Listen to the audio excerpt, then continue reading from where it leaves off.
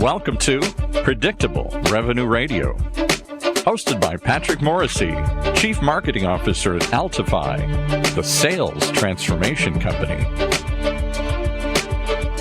At Predictable Revenue Radio, we believe the only way to unlock sustained growth is to deliver predictable revenue by delivering insights, thought leadership, and best practices on how to improve sales velocity.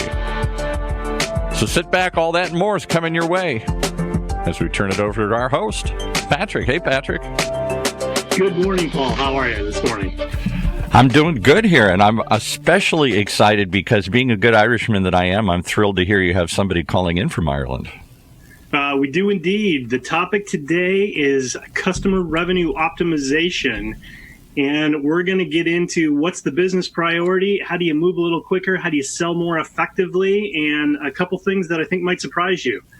And to make that happen, we've got a guest coming in from Dublin. We've got Nigel Cullington joining us this morning, or actually this afternoon, Dublin time. Nigel is the Senior Director of Product Marketing at Altify. Nigel, good afternoon. Good afternoon, Pat. Good afternoon, Paul. Everyone. So the topic today is customer revenue optimization. And in fact, you have just released a new study trying to understand what's going on in the market and what are the barriers to actually driving more predictable revenue growth. Before we jump into some of the details here, give us a little context both for Altify as well as for the customer relationship optimization benchmark. Sure. It's a benchmark that we've been running for 3 years now. It's looking at business performance and the benchmark sort of questions around that. This is the 2019 study. And the idea is really to give a window into, I guess, the thinking and the priorities of businesses and their executives for the coming year. And obviously, it has an emphasis on sales and marketing leadership. And really, it's an opportunity to highlight gaps and current approaches to revenue execution, and I guess look at those opportunities for how to improve performance for the coming year ahead. Yeah, and there's no sales leader, worth their salt, who's not interested in trying to figure out how to improve across multiple dimensions in terms of sales. But give us some context for who you talk to. Who is the audience for the benchmark? Okay, so this year, send the benchmark out to customers, prospects, to companies that we've connected with over the years. We did that in October, November of last year, and we got results or responses from 684 executives in companies across the world. So they range from, a fairly close mix of executives, managers, and individual contributors. So probably a third of the respondents were executives. I think it was around 40% were managers in sales and marketing and business performance roles. And then I think it was 27% were individual contributors. And it comes from a variety of different industries. So technology, manufacturing, telecoms, media, financial services. We had healthcare, professional services, even automotive and public sector. So, within those industries, I guess, there was a fair mix of size of companies. So it was nearly 30% of companies had over $1 billion in revenue. It was 20% that we would probably call mid-market or large firms whose revenues, probably range from 100 to $1 billion. 28% were small companies, so revenue ranges from around 10 to 100 million. And then, almost the last quarter, I guess, were smaller firms with revenues under 10 million. All right, so you've got a good mix of company size from small emerging players to global international companies. You've got executive and management input substantially. Sounds like about 70% of those people are in the management level ranks. Give us the headlines. What did the benchmark uncover?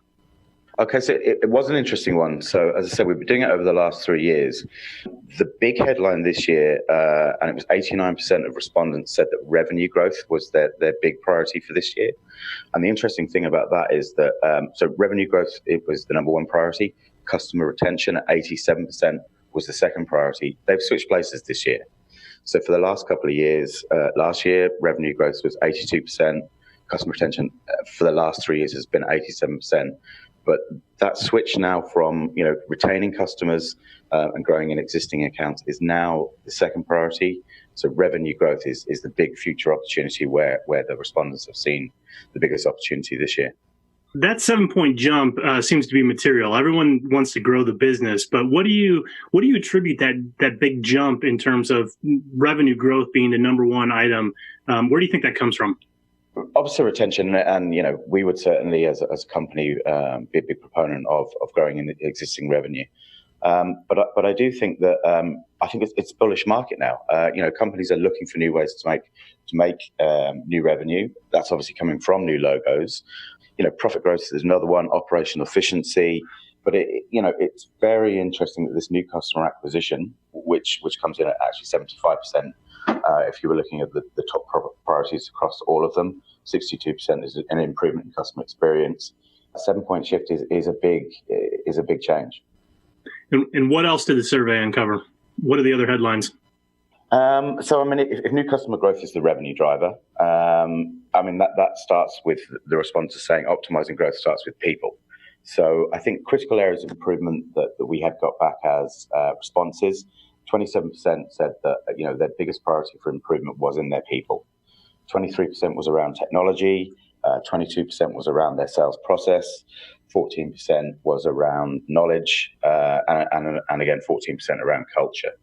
So if you want to get that growth, if you want to hit that new business, the respondents are saying to us that their biggest investment will be in their people. Got it. And when you say people, it sounds like it's people number one, technology number two in terms of the investment overall. How would you characterize the sentiment in terms of the confidence in the market, the confidence in the overall business climate, and really any guidance based on what the data is telling you in terms of what does 2019 look like in terms of where businesses are focusing their attention if they're investing in growth and they're investing in people? It's really about some of the transformation that I think they're seeing. The two big proponents in terms of transformation, if growth and people investment is their big one, there is still big transformation in the rise of AI and that whole area of digital transformation. So if you look at maybe some of the more traditional companies, manufacturing, pharmaceutical, wherever it might be, we've seen in the last couple of years, 2 to 3 years, that clearly digital transformation and how they sell into their markets, whether it's moving from on-premise manufacturing to actually running buildings, that transformation is a big impact, and that's risen from the disruption has risen from 48% back in 2017 up to 60% believe that is going to have a key impact this year. And advancement in AI, that's another big one. So back in 2017, only 26% of respondents said it would have any major impact on the business, but that's risen to 45% now. So, while companies are looking to grow new revenue by investing in people and technology, they're still concerned about disruption that digital transformation or advancement in AI might have on their business. Yeah, and the digital transformation one is interesting. I saw an article yesterday in that came out of the Harvard Business Review, the net of which was, while everybody's interested in digital transformation, 4 out of 5 of those projects don't achieve the desired results. When you talk to customers and you look at the market, what's the delta, particularly in a sales context, between the aspiration to make that change versus the reality they're living in now? Why doesn't this stuff work?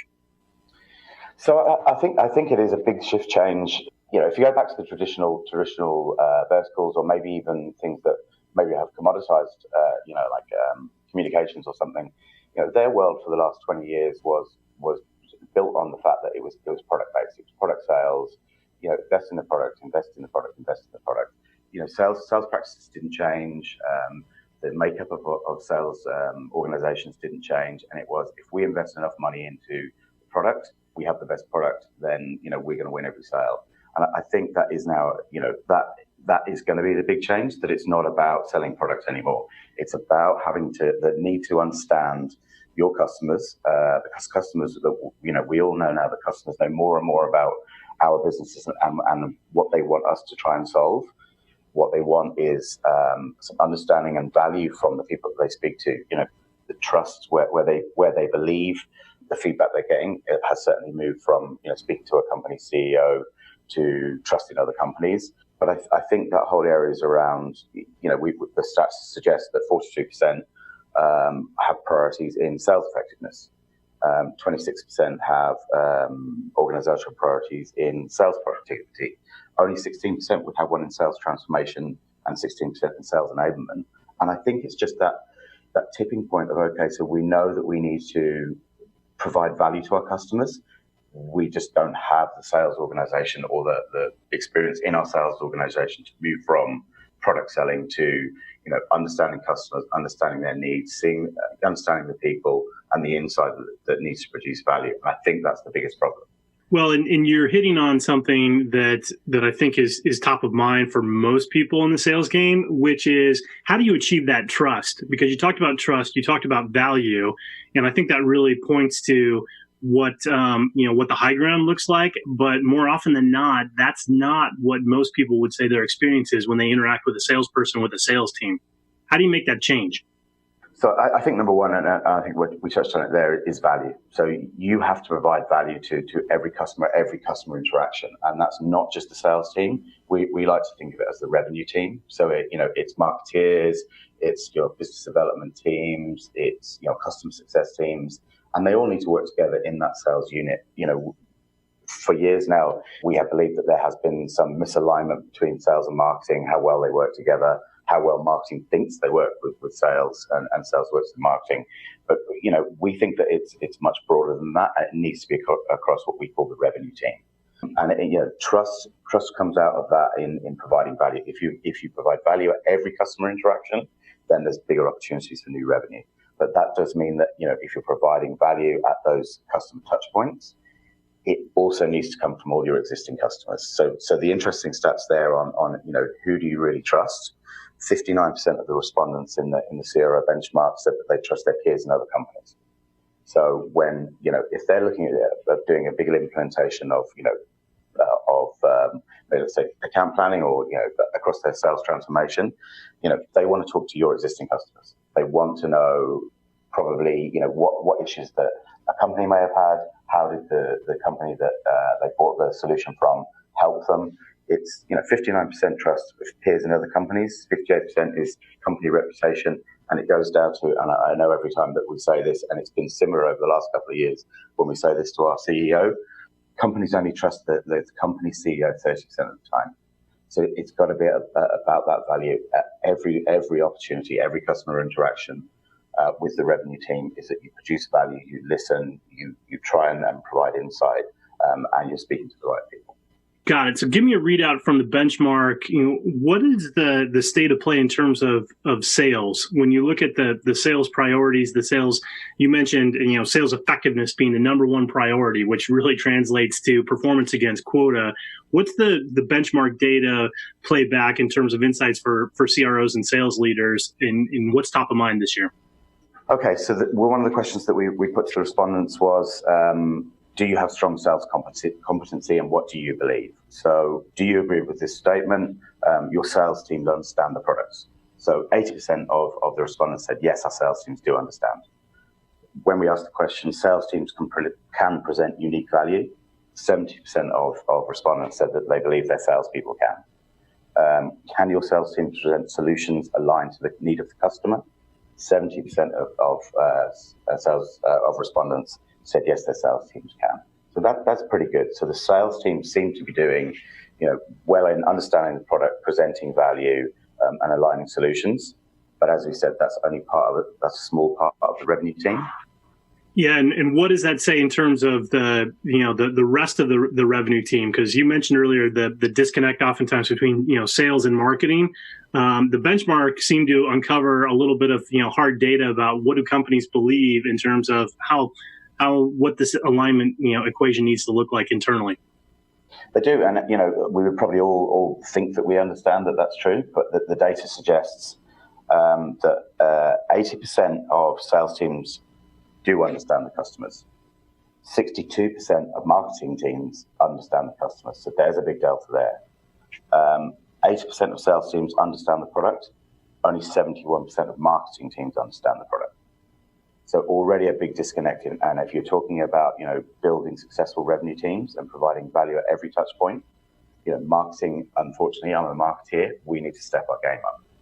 But that also has an imbalance on whether the companies think that sales and marketing can work together. So only 64% of respondents thought that the teams worked well together. If you ask marketing people, 73% of marketers believe that they do work well with sales. 68% of sales teams, only 68% of sales teams think that they do. But if you go outside, that's, possible fighting zone between sales and marketing.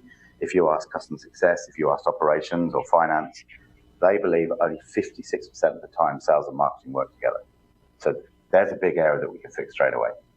Yeah, particularly when that's being judged by our peers outside of the organization. Let's pause right there to pay the bills, and then we'll come back and get into a little bit of the so what about sales.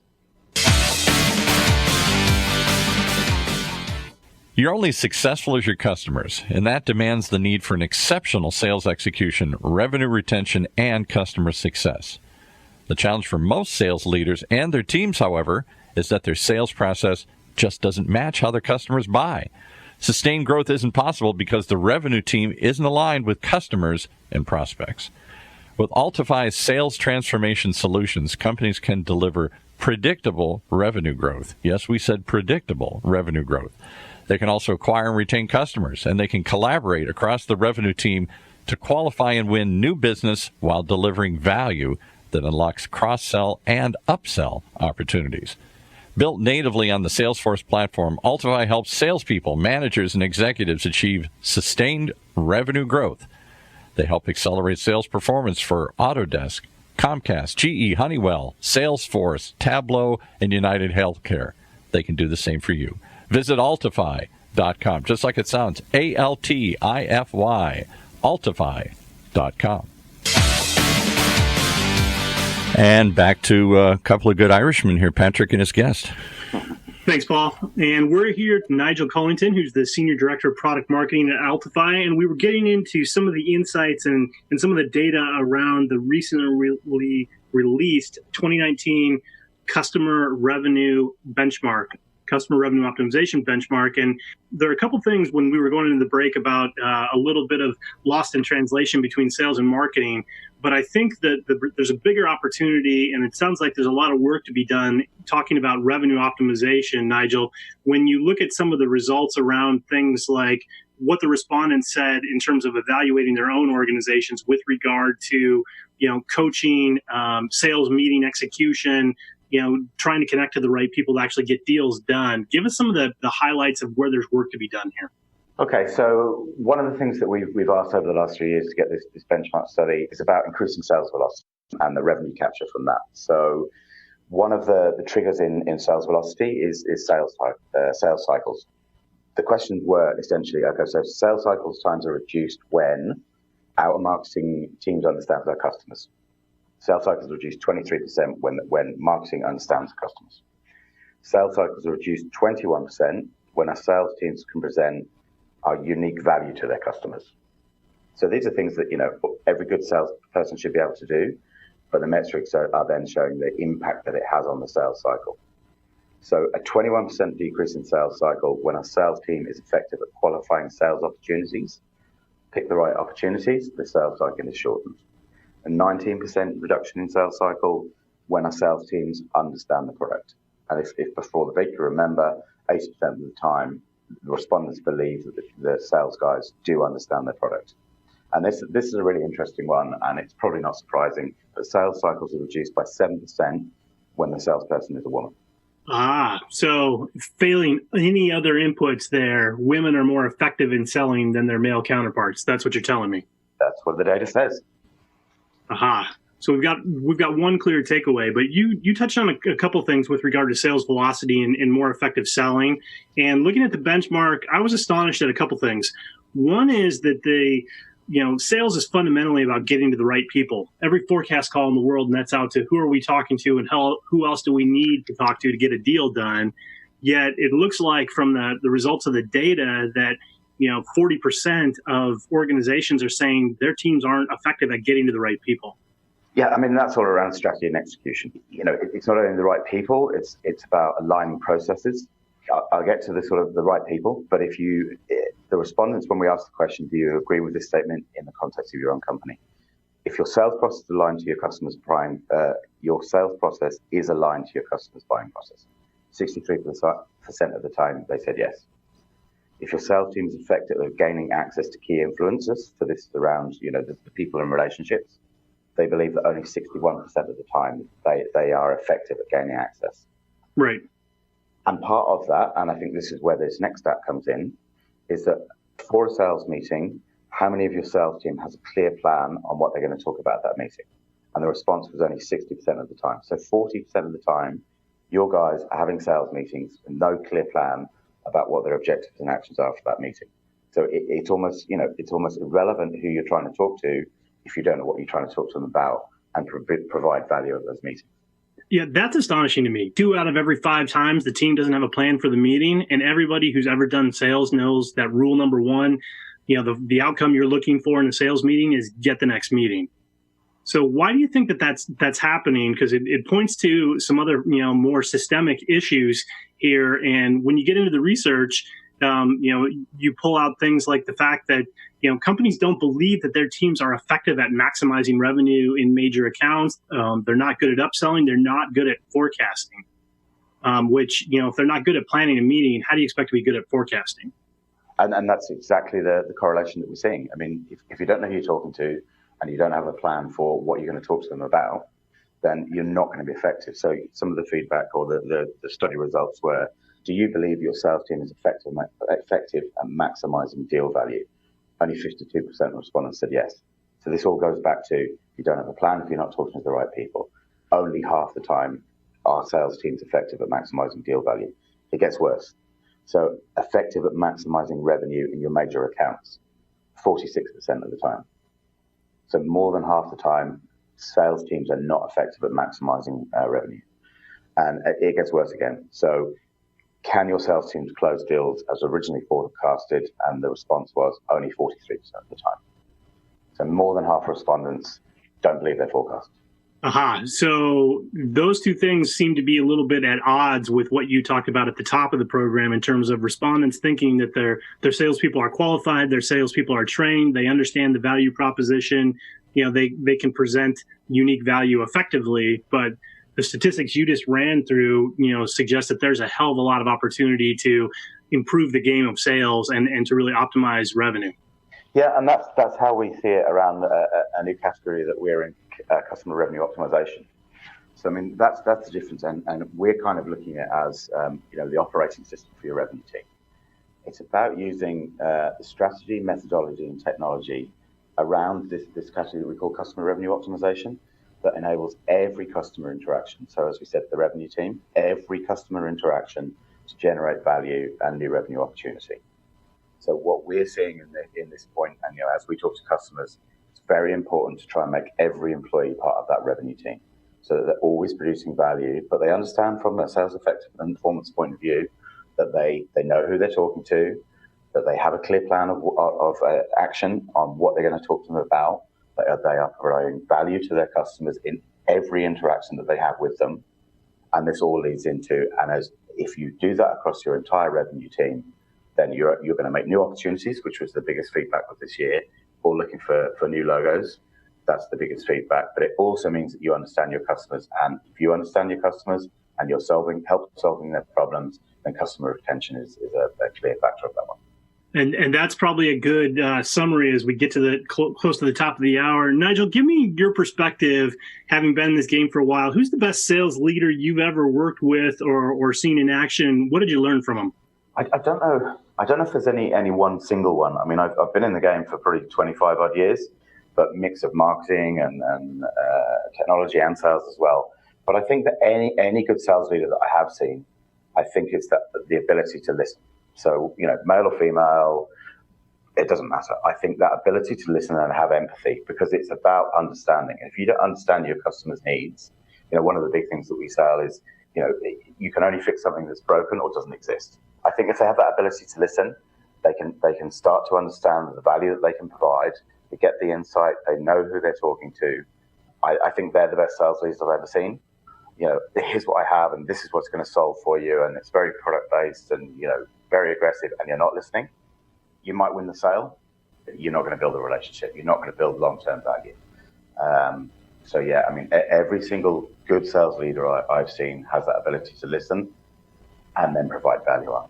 Gotcha. So as we're coming up on our time here, a lot of great insights here about delivering value, about building trust, about helping optimize revenue for customers. If you want to get a hold of the business performance, or the revenue, I should say, the customer revenue optimization benchmark, the 2019 edition, where do I go to get it? So go to our website. It's altify.com, altify.com. There's a big banner on the top. Click on that, and we'll ask a couple of questions, just get your details, and you can download the report from there. Alternatively, it's altify.com/CRO benchmark, all one word, take you straight to that page. It's free to download. Come over to the website, have a look around, see some of the things that we're talking about, some of our customers we've worked with, and learn a bit more about customer revenue optimization. Fantastic. Well, Nigel, I really appreciate your time this afternoon from Dublin, and to everybody in sales, recapping what Nigel was talking about. The high ground here is delivering value in every interaction and really optimizing revenue by delivering that customer value. And I think that's the high ground we all aspire to as sales professionals and sales leaders. And with that, I wish you a great week of selling. And Nigel, thanks so much for your time. Thanks for joining us today. Thanks, Pat. Thanks, Paul. Appreciate it. You've been listening to Predictable Revenue Radio with your host, Patrick Morrissey, Chief Marketing Officer at Altify, the sales transformation company. One of the many shows here on the ever-growing Funnel Radio channel for at-work listeners like you.